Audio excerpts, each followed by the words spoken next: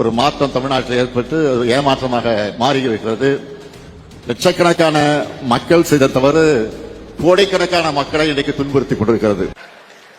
வந்துட்டாயா இந்த டயலாக சொல்றதுக்குன்னு எல்லா ஒரு பஞ்சாயத்துக்கு கிளம்பி வந்துறாயா. முருகருக்கு வாக்களிக்கின்ற உரிமை இருக்குமேயானால் திராவிட முன்னேற்ற கழகத்தில் நடைபெற்ற பணிகளுக்காக நிச்சயம் திராவிட முன்னேற்ற கழகத்திற்குத்தான் அந்த முருகரே வாக்களித்திருப்பார். அந்த வகையில் முருகனுக்கு, முத்தமிழ் முருகனுக்கு, தமிழ்கடல் முருகனுக்கு பெருமைக்கு பெருமை சேர்த்த ஆட்சி திராவிட மாடல் ஆட்சி. எடுத்து விட்டேன்னு வச்சுக்க மொட்டை மொட்டை பொழந்துரும். மாண்புமிகு பேரவைத் தலைவர்களே, என் தொகுதியில் உள்ள அனைத்து பிரச்சனையும் ஒரு புக்லெட்டா போட்டிருக்கேன். Very good. 909 அடிப்படை பிரச்சனையே 909 இருக்கு.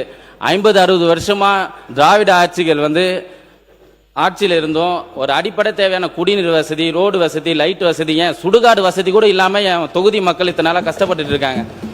Shame on the previous government.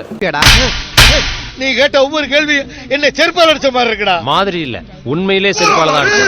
சரி, ஃபீல் பண்ணாத. பேரவைத் தலைவர்களே, சட்டமன்ற உறுப்பினர் G2 நிறுவனத்து மேல ஒரு கம்ப்ளைண்ட் சொல்றாரு. அதற்கு ஏன் திமுக இருந்துச்சு குரல் கொடுக்குதுன்னு தெரியலையே. அவனை மாட்டாடா என் பம்பர கட்ட மண்டையா.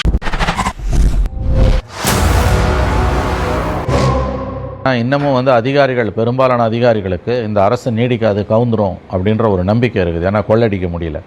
ரெண்டாவது, கடந்த காலங்களில் அமைச்சராக இருந்தவர்கள் தொலைபேசி அழைத்து அல்லது வேறு சிலர் மூலமாக செய்தி அனுப்பி ஒழுங்காக நடவடிக்கைலாம் எடுக்காது, ஒரு வருஷத்தில் கவர்மெண்ட் கவுந்துரும், நாங்கள் தான் வரப்போகிறோம்னு மிரட்டிக்கின்னு இருக்காங்க. அட வெக்கம் கட்டுவீங்களா? இதுக்கு எதுக்குடா வெள்ளையங்கிலி மாலையன்னு? உண்மை. அதாவது அரசு ஊழியர்களிடமிருந்து விஜய் அரசுக்கு ஒத்துழைப்பு இல்லை என்பது 100% உண்மை. அவங்க என்ன நினைக்கிறாங்கன்னா, கை அரிக்குது, வாங்கி பழக்கப்பட்ட கை. அவ்வளோதான். இப்போ திருந்துறதுக்கு வழி இல்லை, நீங்கள் இப்படியே தான் நாசமாக போகிறாங்க. எல்லா இடத்துலையுமே விடுதலை சிறுத்தைகள் கவனமாக தான் இருப்போம், ரொம்ப தெளிவாக தான் இருக்கிறோம். எங்கள் அணையை நாங்கள் தான் உடைக்க முடியும். எங்கள் அணையை யாராலும் உடைக்க முடியாது. அதில் நாங்கள் தெளிவாக இருக்கிறோம். ஆனால் மனமும் திமுக அணையை உடைச்சிங்களே அந்த மாதிரி. டேய், என்னடா இந்நேரத்துல லூசு மாதிரி சிரிச்சிட்டு இருக்க? என்னாச்சு? என்றென்றைக்கும் விடுதலை சிறுத்தைகள் கட்சி, திமுக, திராவிட முன்னேற்ற கழகம், திராவிடர் கழகம் ஆகிய இரட்டை குழல் துப்பாக்கியோடு மூன்றாவது குழலாக இருக்கும். தொடர்ந்து இந்த கடத்தில் உங்களோடு நாங்கள் சனாதன சக்திகளுக்கு எதிராக முழங்குவோம். அத நினைச்சேன், சிரிச்சேன். ஒரு ப்ரொட்டஸ்ட் பண்றோம், அதை நீங்க ஆதரிக்க மாட்டீங்களா? முதல்ல ப்ரொட்டஸ்ட் என்னன்னு தெரிஞ்சு பண்றீங்களா? டெல்லியில் அவன் டிரான்ஸ்பரண்ட் நீட்டு கேட்கறான். அது டிரான்ஸ்பரண்ட் நீட்டு கேட்கறானா, நீட்டு விளக்கு கேட்கறானு தெரியாம இங்க ஒரு கூட்டம் உட்காந்துக்கிட்டு அவங்களுக்குள்ளே சண்டை போட்டுக்கிட்டு இருக்கு. நீங்களா யாருடா? How do I tell you? அவன் நேரா போராட்டம் முடிஞ்சிச்சுன்னு கிளம்பி போயிட்டான் கரப்பாம்பூச்சி. இங்க 2 பேருக்கு சண்டை. என்ன பேன் நீட்டு சொன்னியே? இல்லையே, நான் பேன் நீட்டு சொல்லியே, பேனரை பாருன்னு இங்க இவங்களுக்குள்ள சண்டை. चीटिंग करता है तू, चीटिंग करता है तू. அடுத்தது அண்ணன் ஒரு கேள்வி கேட்கறாங்க. 81 அண்ணன் சோஃபா மாடல் அப்படின்னு. ஏன்னா கூவத்தூர்ல சோஃபா நல்லா இருந்துச்சானே. நாங்க வெறும் சோஃபா தான். கூவத்தூர் ரிசார்ட்ல king size bed, swimming pool எல்லாம் இருந்துச்சாமே.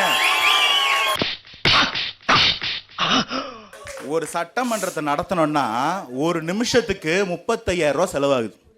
1 மணி நேரத்துக்கு 21 லட்சம். இன்னைக்கு தேதிக்கு 8 மணி நேரம் 9 மணி நேரம் சட்டமன்றம் நடத்திட்டு இருக்கிறோம். ஆனா எதிர்கட்சிகள் என்ன தெரியுமா பண்ணுது? ஒத்துனா தூங்குறாரு.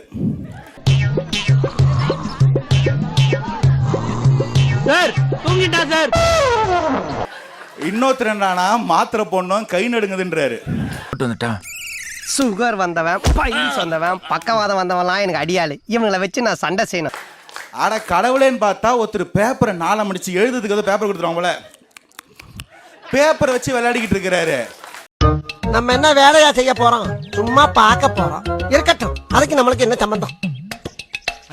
இதெல்லாம் பத்தலன்னு ஒருத்தர் அங்க வந்துட்டு, நம்ம கொஞ்சம் பர்சனலா பேசிக்கலாமே, லைவை கட் பண்ணுங்கன்றாரு. ஆமா, ஏவா வேலை சொல்றாரு, லைவ் இருந்ததுன்னா எல்லா மக்கள் கிட்ட போதேன்னு. ஹலோ, சும்மாடா. எதிர்த்து கேள்வி கேட்டோம்னா, அது என்னங்க அது 9,000 கோடி வாங்கினீங்களாமே, நான் கிளம்புறேன். அது என்னங்க அது ஏதோ பார்ட்டி பண்ணாமே, நான் கிளம்புறேன். காலேஜ் பசங்க கட்டடிச்சுட்டு போற மாதிரி ஆன உடனே நோட்டை தூக்கிட்டு போய் பிரஸ் மீட்ல நின்னுக்கிறீங்க. என்ன இதை என்னத்தோட வீட்டு பக்கம் கந்தவாயிரம் பண்ணியா? சரி வீட்டு அட்ரஸ் சொல்லு. வீட்டு எதுக்கு நான் கேக்குறேன்? ராசங்களா தரமா வீட்டை கேக்குறேன் நீங்க. பரந்தூர்ல கொண்டு வந்ததுக்கான காரணம் என்ன அப்படின்னு பாத்தீங்கன்னா, இது முழுக்க முழுக்க திமுகவுடைய சுயநலம். ஏன் திமுகவுடைய சுயநலம் நம்ம சொல்றோம் அப்படின்னா, இந்த இடத்துல ஏர்போர்ட் வரப்போகுது என்பதை ஏற்கனவே தெரிந்து கொண்ட திமுகவினர், முன்னாள் அமைச்சர்கள், தற்போதைய சில சட்டமன்ற உறுப்பினர்கள், சில முன்னாள் சட்டமன்ற உறுப்பினர்கள் இந்த பரந்தூரை சுற்றி இருக்கக்கூடிய பல ஏக்கர் கணக்கிலான இடங்களை வாங்கி போட்டிருக்கிறார்கள். ஏர்போர்ட் வந்தால் நமக்கு விலை உயரும் என்பது அவர்கள் போட்ட கணக்கீடு. அந்த கணக்கீட்டுல இன்னைக்கு இடி விழுந்திருக்கு, மண்ணு விழுந்திருக்கு. நீங்க ரொம்ப பாஸ்டா இருக்கீங்க. யோ பாஸ்டா இருக்குறது என்னைய தப்பு? அது நம்மளுக்கு ஒத்து வராதுங்க. நாங்க என்னென்னமோ பிளான் பண்ணி வந்தோம். இப்ப பாதியிலே போக வேண்டியதா இருக்கு. இதான் முதல் முறையான்னு பாத்தீங்கன்னா கிடையவே கிடையாது. நான் பல உதாரணங்கள் சொல்றேன். ஒரு டைம் இல்லைங்க, 2 உதாரணம் கூட சொல்றேன். 2009 பெரம்பலூர் மாவட்டத்திற்கு மருத்துவக் கல்லூரி கொண்டு வந்திருக்கப்பட வேண்டும். ஆனால் ஆராசா என்ன பண்றாரு, தன்னுடைய குடும்பத்திற்கு சொந்தமான ஒரு 100 ஏக்கர் இடத்துல 20 ஏக்கர் இடம் கொடுக்கிறார். அரசுக்காக அவர் வந்து தானமா கொடுக்கிறார். இவனுக்கு முகரக்கட்டையெல்லாம் பார்த்தாக்க அவ்வளவு நல்லவனுங்க மாதிரி தெரியல. அத பாத்தீங்கன்னா ஜெயலலிதா அவர்கள் வந்த பிறகு கண்டுபிடிச்சு இந்த இடத்தை ஏன் கொடுத்தீங்க அப்படின்னா, அந்த இடத்தில் மருத்துவமனை வந்தால் சுற்றி இருக்கக்கூடிய அத்தனை இடங்களும் பல கோடி ரூபாய் விலை உயரும். அதை வந்து திமுக அறுவடை செய்யலாம் அல்லது ஆராசா அறுவடை செய்யலாம் என்பதனாலே இப்படி கொண்டு வந்தார்கள் அப்படின்னு சொல்லி இந்த திட்டத்தை நிறுத்தினாங்க. என்னடா புத்தலாட்டாது? இடத்தை விட்டு வசந்தம் கார்த்திகேயன் அடிக்கிறதுக்கு பாஞ்சு வந்து ஏவா வேலைன்னா கட்டி பிடிச்சு அணை கட்டி தடுக்கிறார். மதிப்பிற்குரிய பூண்டி கலைவாணன் அண்ணன் அங்க இருந்து நடுகிறதுல வந்து அடிக்கிறதுக்கு வராரு. இந்த உருட்டல் மிரட்டல்கெல்லாம் பதிப்படக்கூடிய கட்சி தமிழக வெற்றி கழகம் அல்ல. இதெல்லாம் நம்ம கிட்ட வேண்டாம் மகனே. போ போடா. 30 வருஷத்துக்கு முன்னாடி யார் யாரெல்லாம் சைக்கிள்ல வந்து அரசியலுக்குள்ள வந்தாங்களோ, இன்னைக்கு யார் யாரெல்லாம் மெடிக்கல் காலேஜ் கட்டியிருக்காங்களோ, யார் யாரெல்லாம் இன்ஜினியரிங் காலேஜ் கட்டியிருக்காங்களோ, யார் யாரெல்லாம் பெரிய பெரிய பங்களா வந்து அரசியல் வந்து பேர் கட்டியிருக்காங்களோ, இதுதான் ஊழல், இதுதான் ஊழல். நிறுத்து. அவங்கிட்ட இருக்க ஆப்ப புடுங்கி நீ வேற ஆங்கில பிக்ஸ் பண்ண பாக்குறியா? நீங்க ஒண்ணு எழுதி வச்சுக்கோங்க. அண்ணா பிறந்த ஊர்ல காஞ்சிபுரத்துல திமுக ஒரு தொகுதி கூட ஜெயிக்கல. இதுதான் ஆதாரம். நீ தோத்துட்டன்னு உன் காதுல வந்து கத்துனாலும் நீ தோத்துட்ட.